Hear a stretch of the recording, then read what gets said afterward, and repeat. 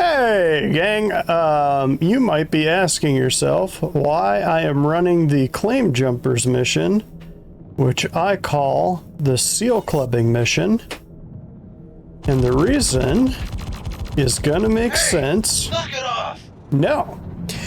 And the reason will make sense in a little bit. After that segue, a new weekly report just dropped, and I thought there is something related here.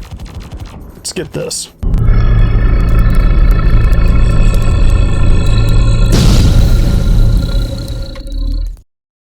Okay, so here we are in the monthly report, and just so you all know I'm serious, I'm putting on my readers. Because I am old as balls and it has been a long day and I've been staring at a screen the entire time. So let's go ahead and jump into this. So I kind of glanced through this. I didn't read it in depth. I'm actually not going to read this in depth because there's a couple people that do that much better than I do. I'm going to go through and find in kind of an edited format, kind of find some points that I think are important that I don't know if others missed them or not, but here we go. Cool picture in the background. Of course, we're probably not getting those outposts until Pyro drops. Unfortunately, because I think something like this, could you imagine a town out in the middle or out in the wilderness of Hurston that's kind of like a scrapyard town with something like this would be perfect. Or Daymar. I'm waiting for the day when we get like actual towns and small cities that we can go to that aren't like the main landing zones. But I think that's a little ways off. Again, I'd love to see one-to-one planets, but that has nothing to do with today's topic. PU monthly report for November, December 22. So this is important. So this is going to be more retrospective than looking forward, but there is some bits and pieces in here that are sort of looking forward. It's more on the things that they worked on in November and December. But there are a couple little nuggets in here for things that they're working on in the coming months. And some of this is tacking pretty nicely with what I was hoping we were going to see this year, since we're probably not getting 4.0 and Pyro this year. Would be my guess. We're probably not getting it until like March of next year. Again, if I had to guess, it's looking like I was thinking I blew it with my date for 3/18 because I had originally been saying for the last few months that we probably weren't going to get 3/18 until March, and then they dropped it to PTU in December. I was like, oh damn, okay, maybe I guess they feel pretty confident about it. And here we are in like mid to late January, and they're dropping a 3/17.5 patch, and they might drop a 6 or a 7. PES is a big complex deal though, so if it takes until March, it takes until March. It's a lot like the Planet Tech. It took them a year to get out Planet Tech. At least we are getting some content in the interim, so be happy about that. But anyway, let's go ahead and get into this. Okay, so like I was saying in those reports, originally, since we're not getting 4.0 this year, is kind of where I was going on that tangent.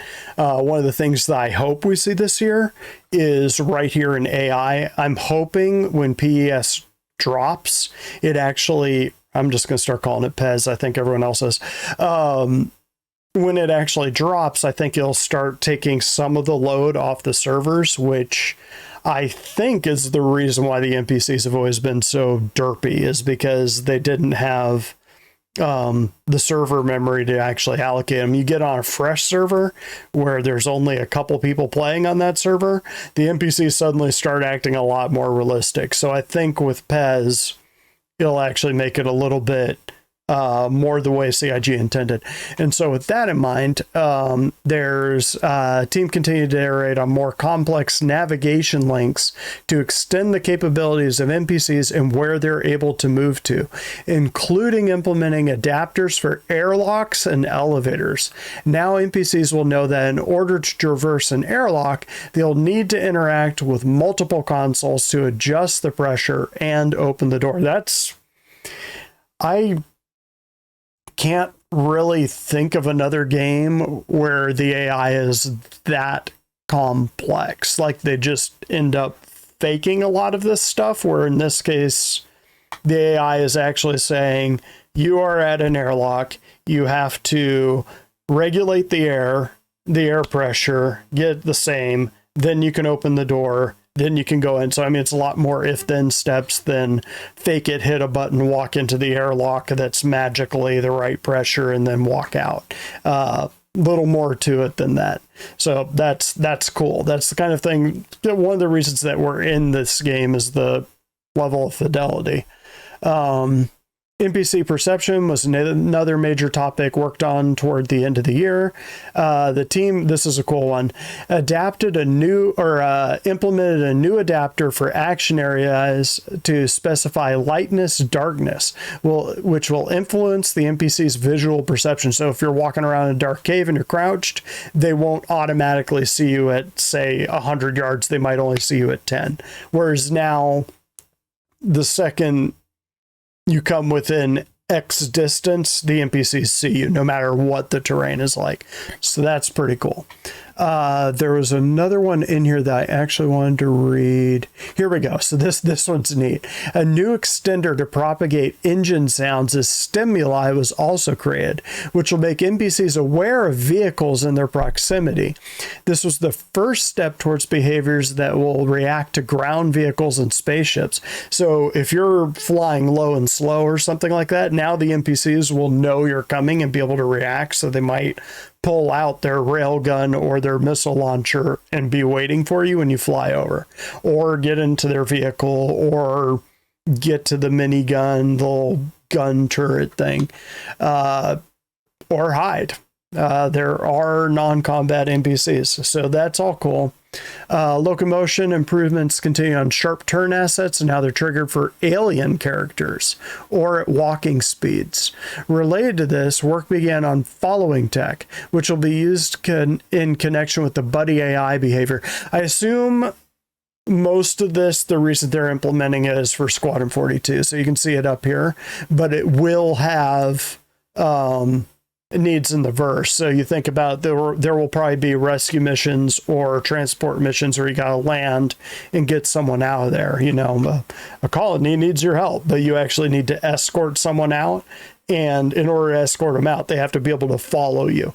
So it's kind of a cool thing. Locomotion improves soft steps, collision avoidance with players, and speed handling based on the leader's change in speed. So if you're running or jogging, or if you stop, they'll acknowledge that, or they'll move at your pace, which I don't know. There's always games like I think in my Cyberpunk playthrough, I kind of complained about this, that whenever you get one of those pseudo cutscenes where you're kind of following an NPC around, the player's base speed is always a little faster than the NPC. And I mean, the reasons you have that, there's a lot of game reasons that you have that. But if you do like the slow walk, then you're moving much slower than the PC. So you're constantly like, they'll start walking away from you, and you got to sprint to catch up, and they're passing them, and then they just got to walk, and then you just got to keep doing like this rubber band thing with them, which is always unrealistic and annoying. When you're talking to someone, you're walking with them, you generally walk at about the same pace. This will take care of that. So I'm kind of going into AI a little bit deeper than I'm going to go into these other sections. Don't worry, I'm not going to be going off on a 10-minute rant on each of these sections. I just think that because PEZ is coming, AI is going to look a lot better this year. That's my hope anyway. We will see if I'm right at the end of the year. Subsumption tool, that's the sort of scheduling thing that at this time the NPC will go to their job. They'll wake up, they'll leave their hab, they'll go to their job, then they'll go and do this, and then they'll go and do this, and then they'll go and do this. So this is basically just building out the tool to allow that to happen. Create roles and sub roles, find reference functionality, improved interaction with functions in multigraph tab, improvements to grid snapping. So Just all of this is really, really cool. And it's going to be one of those things. It's like sound design that when the NPCs are working perfectly, you're not going to notice. Typically, you notice NPCs when they're doing something wrong, like standing on chairs. So hopefully this is the year. Animation, what I used to do, facial animation supporting various trailers and other needs. They also shot motion capture for characters that'll be used in the PU. That actually is kind of cool.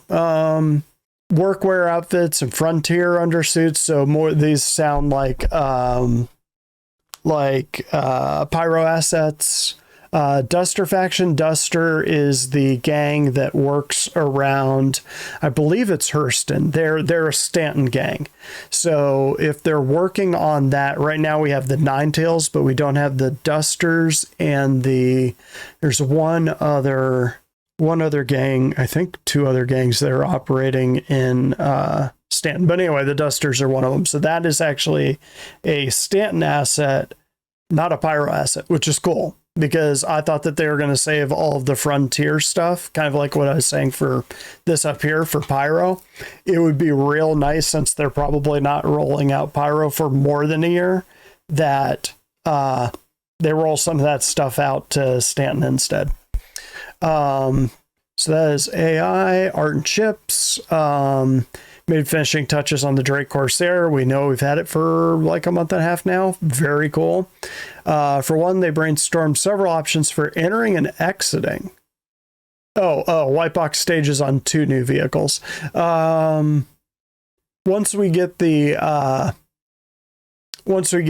roadmap roundup back, which I think is February, so another couple weeks. Once we get that back, we'll kind of go into the unannounced ships.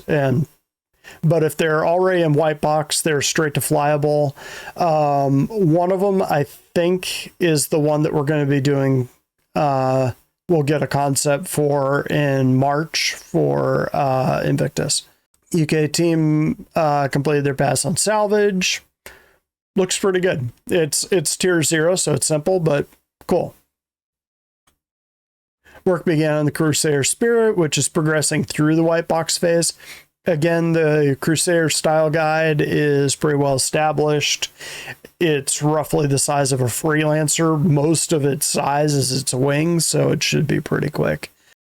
So this is cool. So this is something that we didn't know before. The biggest challenge has been ensuring that the escape raft on the VIP variant is fully functional at this early stage so that we can avoid extra work in the future. That's big, because not only does it tell us that they're going to be working on escape rafts and functional escape rafts, and this will be the first ship to get one, but it also means that passenger Spirit is actually being made, which was one of those things that in my last sort of shallow dive on the roadmap, I wasn't sure. I was thinking that they might just do the C1 and the A1, the bomber, and they wouldn't do the passenger one because that's a whole new game loop. But it looks like they're going to actually push out the passenger version, the E1, I think it's the E1 of the Spirit. And that's cool, because it probably means those passenger missions, which dropped off the roadmap midway through last year, might be coming back. And that would be very cool, because it's one more game loop, one more thing that people can do to interact with the verse. And we need more game loops. We need more things that people can do. It'll bring in a different kind of player, which is always good. The broader appeal Star Citizen has, the more successful a game it will be. Bulk of white box work was also completed for an unannounced vehicle, and development began on all new small ship. Interesting. Interesting that they said vehicle here and ship here. I don't know if we should read anything into that. 600i, which is kind of going through a rework. So yeah, let's keep going. Community team started with a cargo factor AMA. Yep, we know about that. I believe we read that on here. Reveals about the Drake Cutter, Pisces, and Galaxy. This is just kind of talking about all the things that they did, which was cool, but that's kind of cute. Nice job. Engine. I will read through this real quickly and bring it back. Okay, so regarding atmosphere and volumetric clouds, an initial draft of a new temporal render mode was submitted and will continue to be worked on in the coming months to provide better rendering performance in Ray March volumetric clouds and atmosphere. Yeah, the clouds are a little janky, and I think it is two-part of why. One is this little bit here, this sort of render mode, something they're doing with the particles particles or sprites. I'm not sure what they're actually using. I'm assuming volumetric is causing it to look pixelated or fractured. It's getting those little spots in there. Something's going on with the shader on that, I would assume. Yeah, you get a variety of things are weird on that. That's one thing that's wrong. Another thing that's wrong is that it's kind of an uncanny valley thing, because the plants are 1/6 the size. You're getting 1-to-1 clouds on a 1/6 planet, so you're getting these giant clouds on a little tiny plant. Makes it look a little bit weird, and your brain may not immediately pick up on it, just like uncanny valley on a person, but your brain is saying that's wrong, something doesn't look right about that. And for a game that concentrates so hard on fidelity, I'm really surprised they don't go with 1-to-1 planets. I mean, it makes sense right now, because what the hell would you put out there? I mean, Crusader is one location, so if it was 6 times the size, it wouldn't have 6 times the gameplay. But once you can start populating that and it won't kill the server, then you can start considering making it 1-to-1 and putting other cities and other locations out there to kind of make the whole planet more interesting in a procedural way.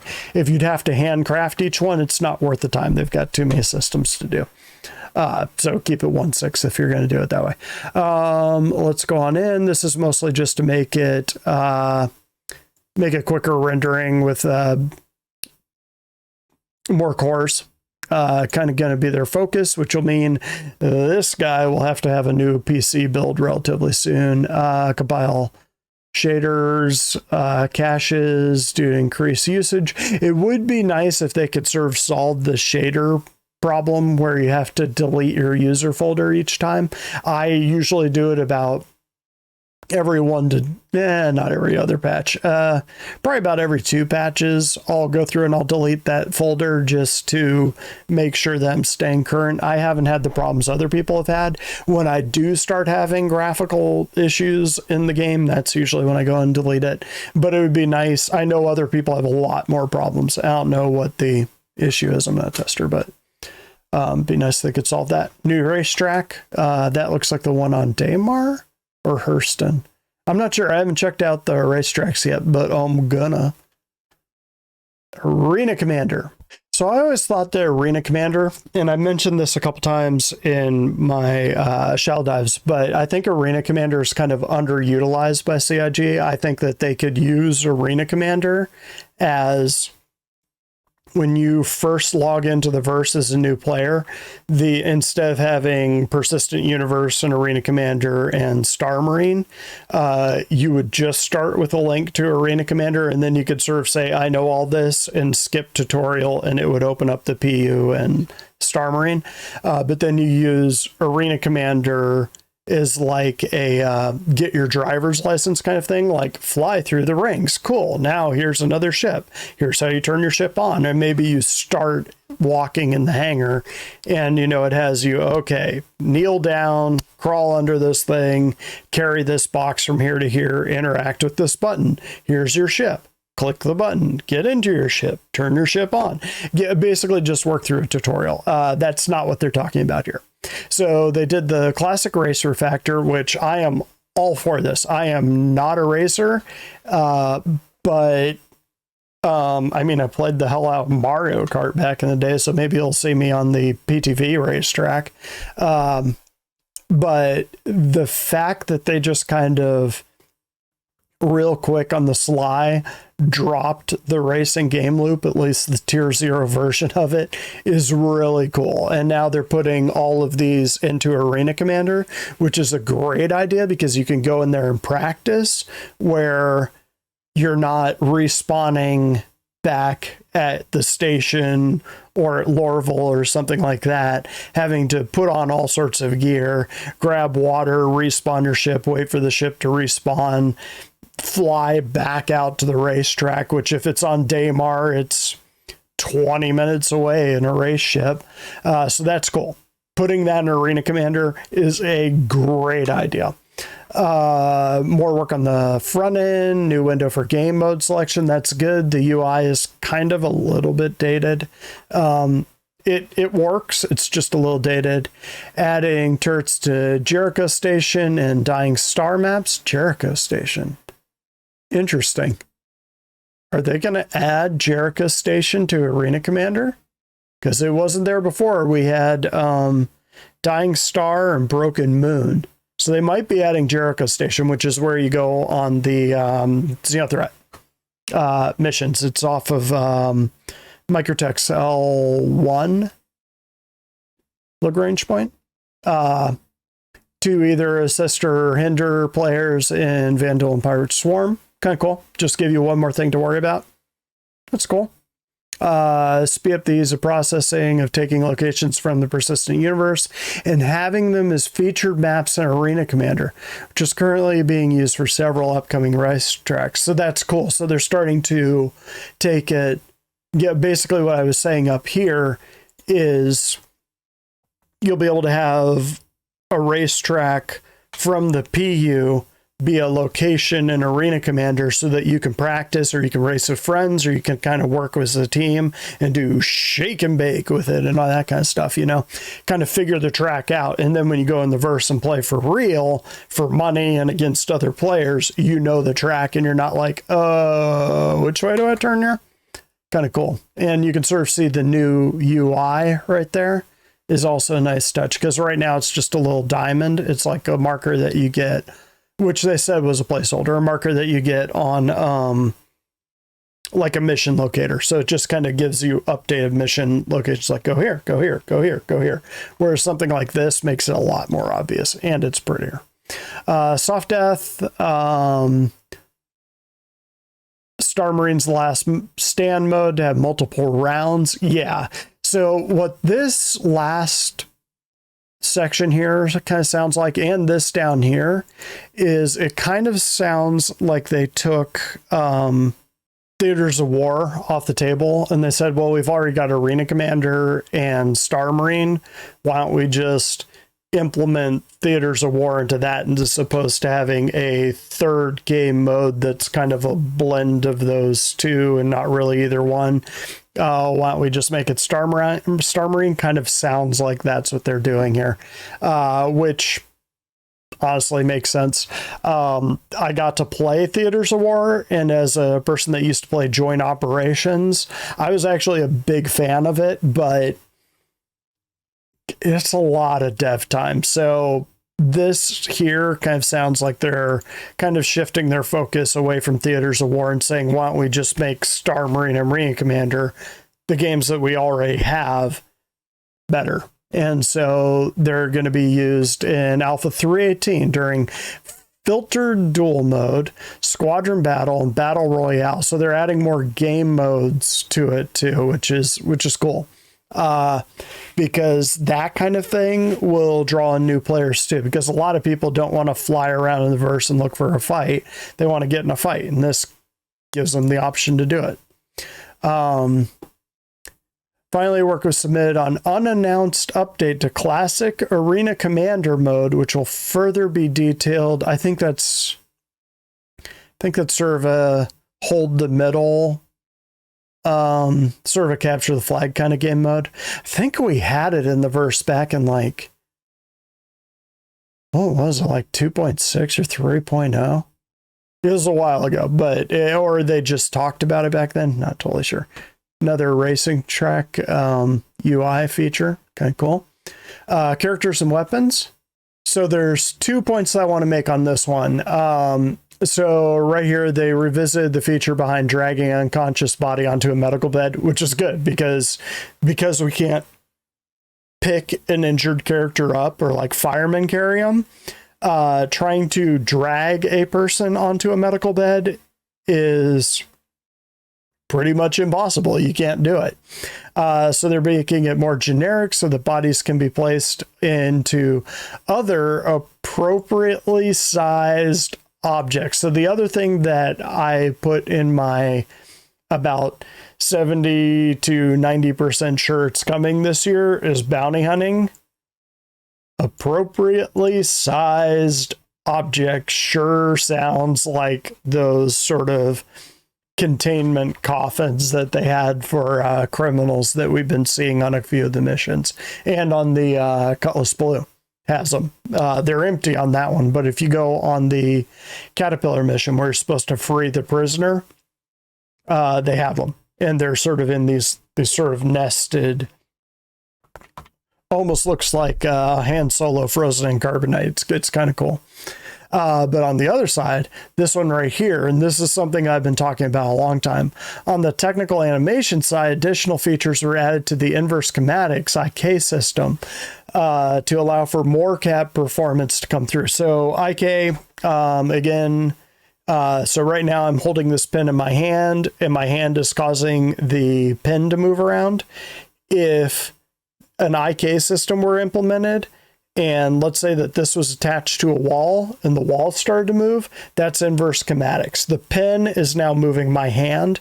That's inverse schematics. And I was saying one way they could do that, they have it such as pressing buttons and weapon attachments. So for mocap, they can just do more with the mocap using inverse schematics. I think that they can actually do this. Here we go. These kinds of dynamic IK-driven adjustments are required to avoid enforcing very strict metrics to environments, like your seat. So you can now have a person that's like 5'5" or 6'5" because they'll sit down in their seat and either their hands will go to where the sticks are and they'll just be doing granny driving, or one of the things that I suggested, they just adjust the seat until their hands are kind of in relatively the right place. And what you'd do is you'd have the seat attached to effectively what their hips are on the character, and then inverse schematics would take over and it would move the chair and the person to the right location so it doesn't look weird. And that takes a little bit of programming to get right so it looks right, but it's not impossible. I've done that before and I'm not a coder. I haven't done it in a game like this, just for like animations and stuff. Okay, moving on. Features and gameplay. So there's a couple really big ones in this one. Toward the end of the year, gameplay features worked on hole scraping for 318, which we got. It's pretty cool. For salvage. This is a big one. The team also continued with resource management, including life support and artificial gravity. So they had an ATV. I don't think they call them ATV anymore. Inside Star Citizen, ISC. Where they kind of showed off the artificial gravity and the life support. So if they're going to keep iterating on that, because what we saw was really basic, but it's still pretty cool. This included a redesign of the previous engineering UI last seen at CitizenCon. Okay, so there we go. To give a clearer, more modern design to support the vast amount of functionalities that will be expected. So the other thing that I think might be coming in 319 is, or at some point this year, would be kind of a soft launch of the engineering game loop. And all of this would be included in that, like along with repairing components, repairing circuits and stuff like that in the ship, would also be controlling life support and artificial gravity and fixing the systems. Additionally, groundwork began for vehicle tractor beams. Again, huge for the next level of cargo, but also big for things like the reclaimer. and I guess all salvage ships, because they're going to have to be able to manipulate the object that they're tearing apart, but also be able to draw in the chunks so that they could be munched up. So for tier 2 or tier 1, I guess, of salvage vehicle munching, they'll need to have those tractor beams. It's also important for the SRV, which should be dropping at a guess sometime around September. Mining update continued, so they're going to keep iterating on mining, which is good.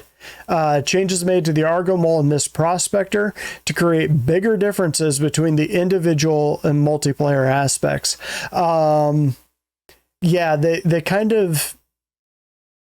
The mole needs a purpose, and they need to have it that running 3 prospectors doesn't make more sense than running 1 mole. And I'm not quite sure how they're going to do that, although they do say the first rebalancing pass is done for all mining head sub-items and gadgets. For resource distribution, what they could do is kind of build in their niche. Like one of the pictures for the prospector, one of the concept images for it, it has its laser pointed down and it's drilling into the ground. So maybe voxel mining on the ground would kind of be the prospector's little niche, whereas the Argo Mole would be able to just channel out big areas and do like a whole vein. The prospector would do like a very focused tiny part. They can make it that the mole's lasers are too powerful for the rocks, a lot like how the hand mining laser, if you use a rocks laser on it, the rock pops like that. If you use a prospector laser and just kind of go across hand minables, they just explode, which is kind of pro tip for how you can break those. If you're going in a team, just have somebody in a prospector follow a person with a rock, and you blow up all those rocks at once, and then the rock miner just goes and hoovers them all up. Really quick way to do it. It spreads them pretty far, but if you're careful, you can do it. But they, a lot like trading, the Aurora needs a niche. The Freelancer size ship needs a niche. The whole series needs a niche, and so on. They need to have kind of their specialty in the game loop that justifies their existence, so that somebody could play their entire game for 10 years as a prospector and be happy. Or they could say, I'm going to move from a prospector to a mole to an Orion, and just ramping up and going into this whole new field of mining would be the way to go. So I'm hoping that's what they're doing here. But crafting releases, so apparently you're going to be able to craft from your mining ship too, which is real interesting. Yeah,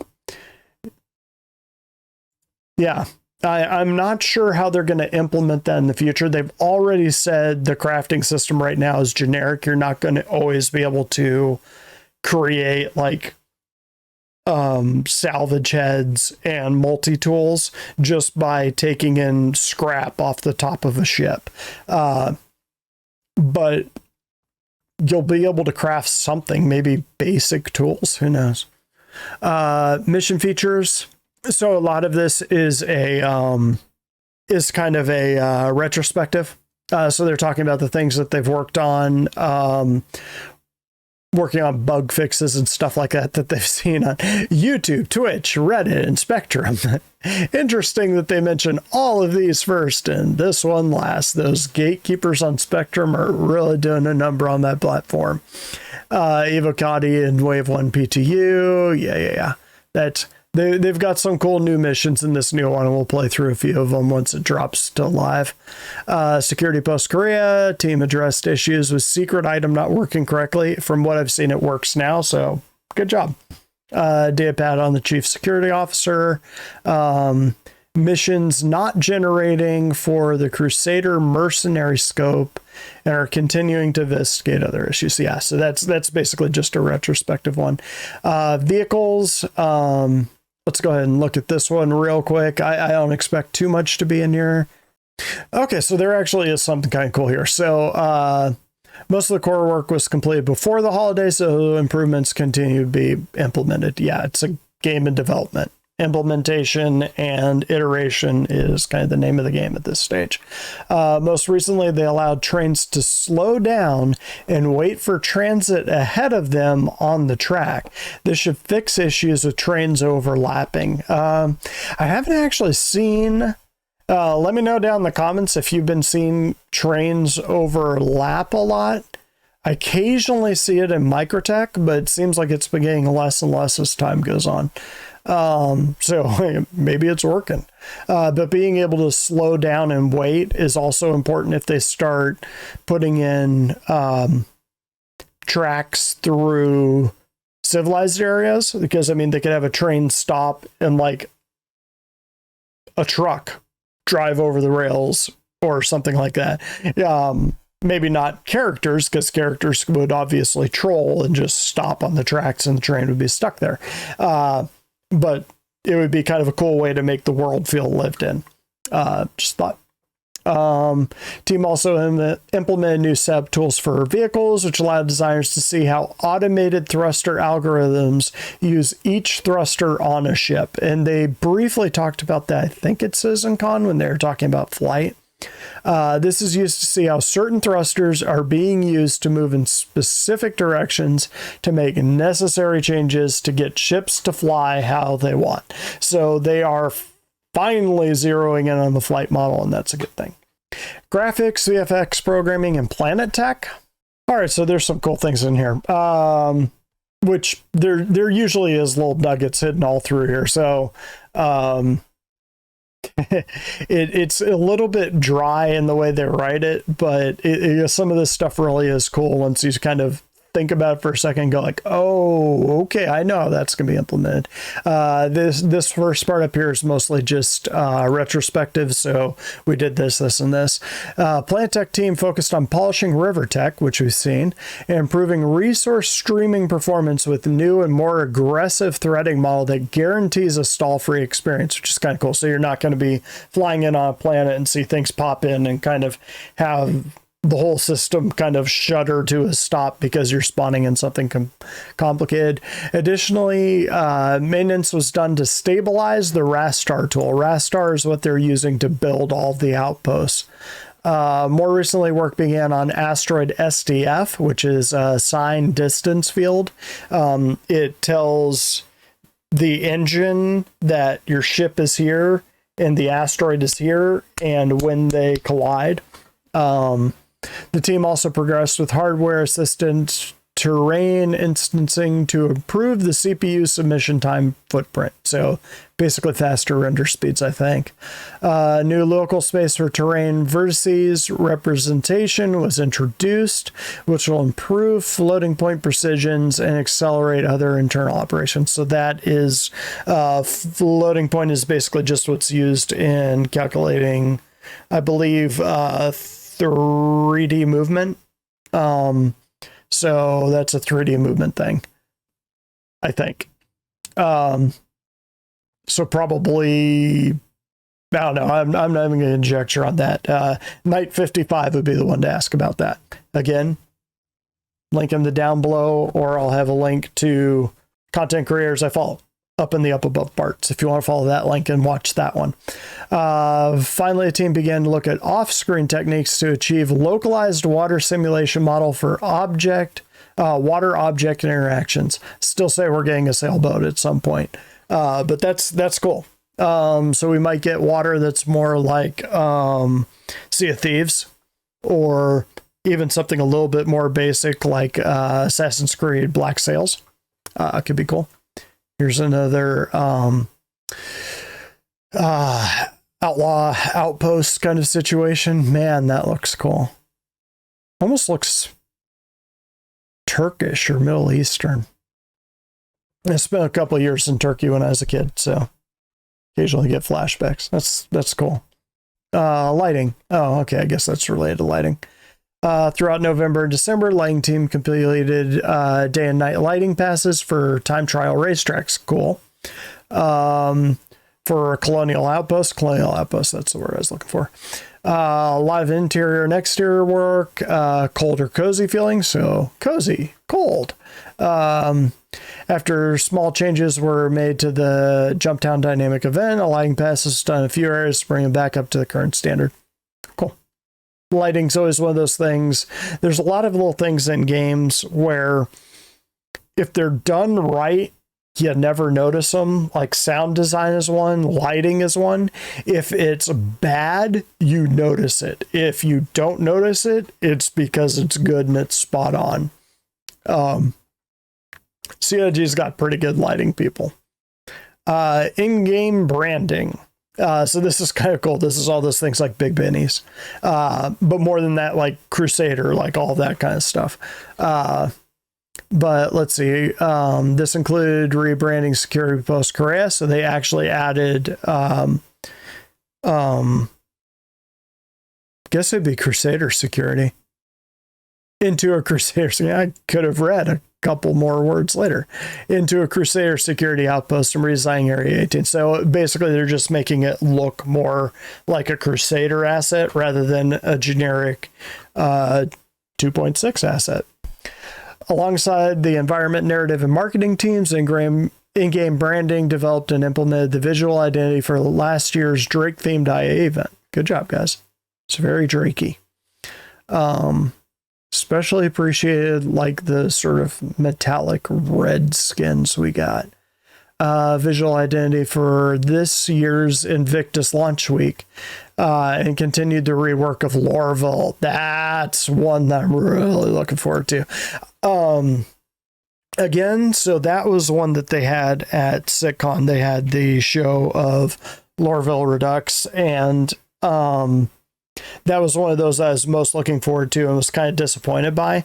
It was really cool what they were planning to do, but it was mostly just concept images. They didn't show the actual work on the city itself. And my hope was one of the things that they were going to do was implement neighborhoods. So as opposed to just being in that one main area of Lorville and either going to the gates or the spaceport, and that's it. Those are your only choices. That you'd actually be able to go, and the business district.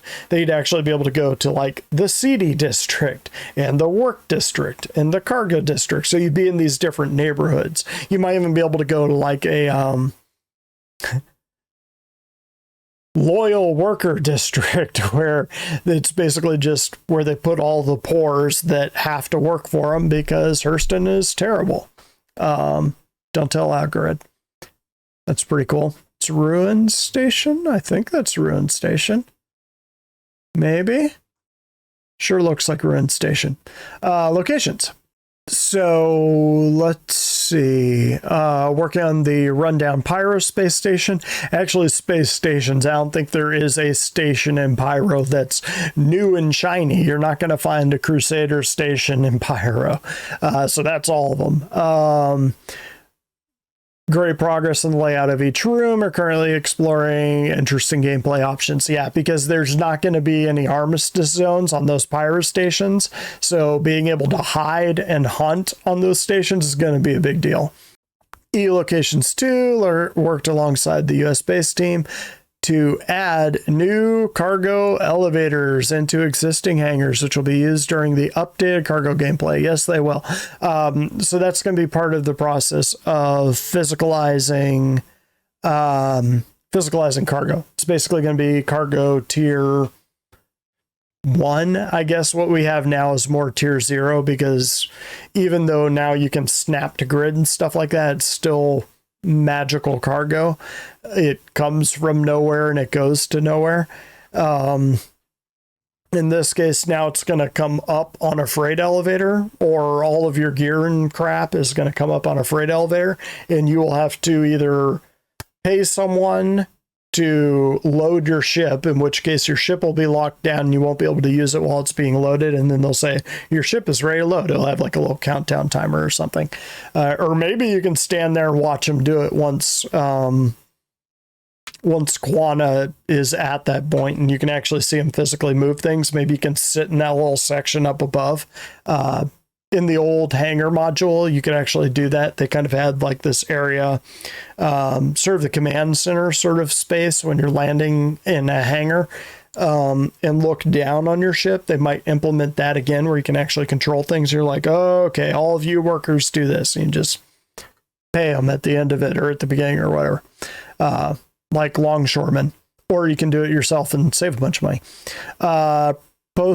Pre-production of local law office location began. It's kind of cool. For several upcoming gameplay loops, bounty hunting. They also worked on the IAE new player experience, which involved existing landing zones for new visitors. Okay. I'm guessing they're going to start doing eventually. I mean, they've already said they're going to be doing this in the near future of sort of having customs. So you won't be walking around town with all of your guns on anymore.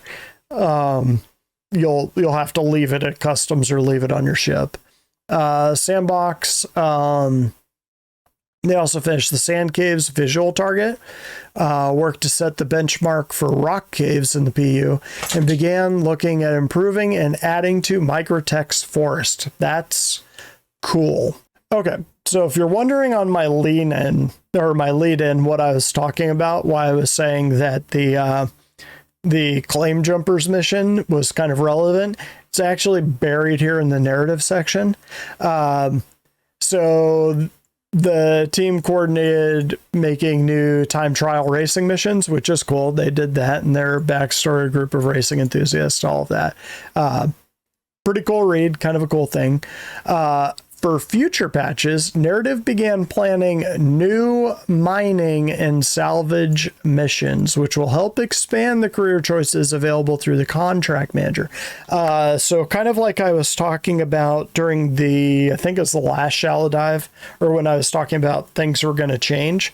They're going to have missions with ships like the Whole Sea where you aren't buying the commodities. Somebody is paying you to move X number of boxes from point A to point B. What's in them doesn't matter. They're going to be like, I need this crate in Terra system in 24 hours, and I'll pay you 300K. Go. And you don't care if it's kitty litter or gold. That's what you're doing. You're moving that. They're going to do the same thing with mining and salvage. They're going to say, we're going to pay you for X amount of time to go mine this location. Or kind of how that thing was a mining claim, the mission that I was on at the beginning. There was a claim, and Shubin Mining has this claim, and basically what happens is a bunch of pirates came in and claim jumped. They took over the claim, and now they're mining out all the rock before Shubin can come in to do it.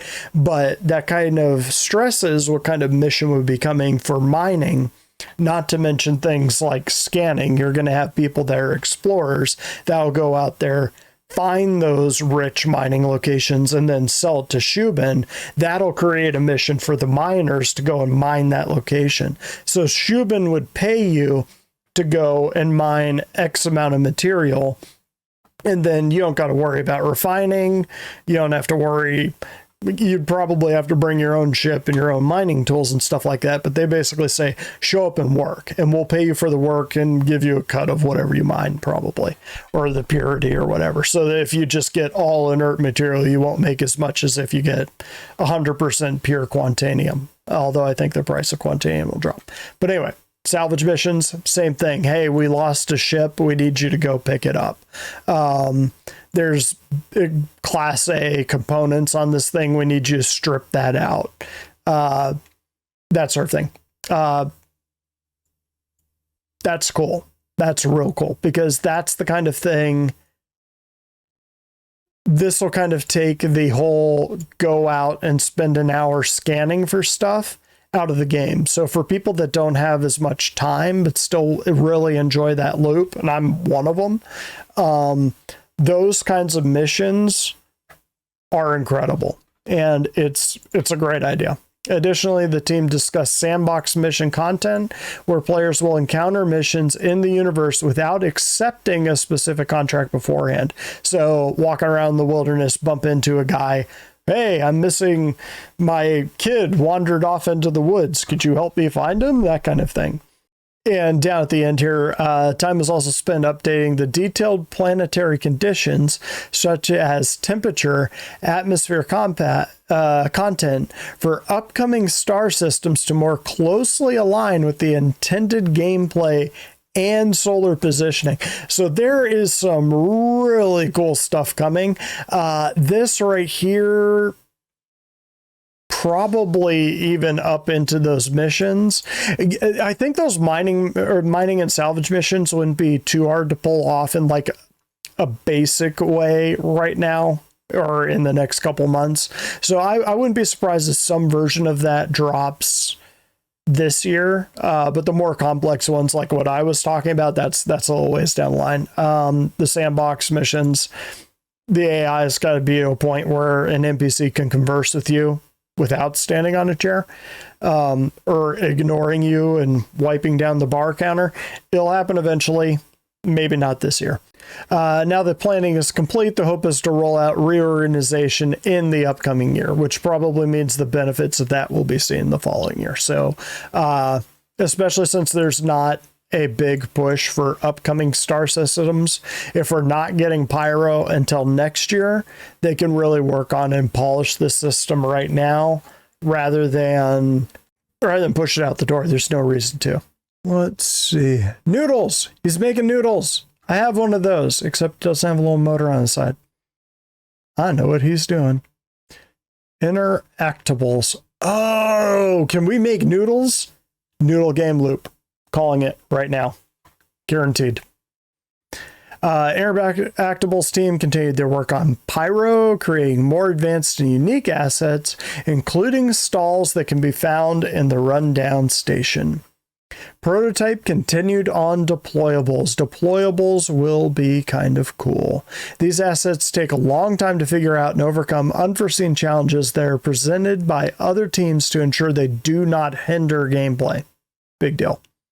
In December, fixes were made for current in-game coffee machines. So you can see those in your habs. If you didn't know, they actually work. Soon, players will be able to take select cups to these machines and have infinite cups of coffee. Progress was also made on a new template for an asset that will be integral to bounty hunting, which is running alongside Environment Arts Bounty Hunting Office. So that is probably a method for moving people in those little coffins, would be my guess. Like, as opposed to carrying around a box and putting it in the bigger box that goes bing when you do box missions. In this one, you'll be carrying around the Gravlev coffin, push it into the thing, and it'll be like, it'll make exactly that noise. And now you know. They are just going to record the noise that I just made and put it in the game. That's my lot in life. Finally, the team started pre-production on lootable content, including the current loot pool. I want to be able to loot a pool. That would be cool. Just take the whole thing, put it in your bag. Oh, I know what this is. This is related to salvage, would be my guess. So eventually in salvage, not only will you be scraping off the skin and munching up the skeleton and pulling out components, but you're also going to be draining the fuel, the oxygen, and probably water, other liquids from it. These are the containers that'll move that, would be my guess. So a lot of this is retrospective. So they're talking about things that they did during the year or during the last couple months, which is cool, but we've seen it. This last one is kind of neat, though. Talking again about the Uncanny Valley. Tech Animation spent the year's latter months focusing on head asset processing. So for a long time, we've been dealing with characters that are starting to get a little dated, and the team take these complex scans and break them down to individual muscle movements and apply them to the facial rig asset, ultimately including them in the gene pool, which the DNA system is what we use to make our characters, to give more variety to the heads and faces seen in game. We badly need that. For right now, this is for Squadron 42, but it will be used in the verse. And I am hoping that is another thing we're getting this year is the new character creator. Online services, this Montreal, they do cool stuff. New character repair tool as opposed to character reset. That's pretty nice. I think that's actually working in 3.18. Live tools for Montreal. It looks like they're making tools, entitlements directly through Hex, which is a major step forward. Persistent streaming a graph tool. New modules provide more versatility to Hex and contribute to a powerful tool for investigating and issue solving. So I guess Hex is one of the things that they use for troubleshooting. I think so. Turbulent web platform. They added the community hub where you can share pictures from the verse on Spectrum. Unfortunately, not a lot of people use Spectrum because it's kind of a toxic atmosphere. It's okay. They moderate the wrong things. I'll put it that way. And they don't really rein in the people that kind of make it toxic. But they're working on making the platform a bit more user-friendly and easy to get around, so more power to them. Finally, we got VFX. Through November and December, the VFX team worked through the tasks for Alpha 3.18. This included putting the finishing touches on new vehicles and task pools, snag lists, fixes, and tweaks.